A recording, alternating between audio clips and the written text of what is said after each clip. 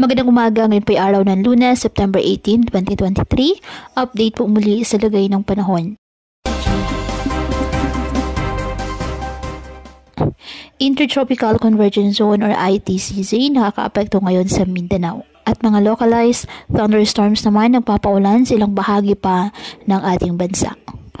Wala naman pong binabantayang low pressure area o bagyo sa loob po ng ating Philippine Area of Responsibility na maaring makaapekto sa ating bansa.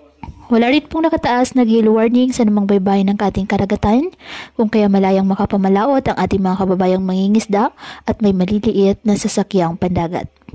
Ngayong araw, dahil po sa epekto ng Intertropical Convergence Zone or ITCZ, ang Mindanao ay makakaasa po ng mga maulap na kalangitan na may kalat-kalat na pag-ulan at thunderstorms.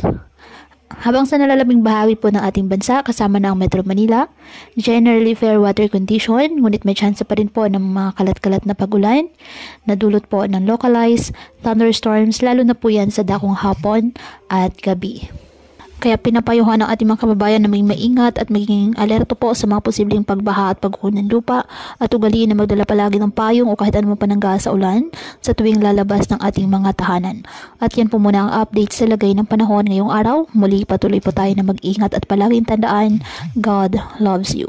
Stay safe and God bless.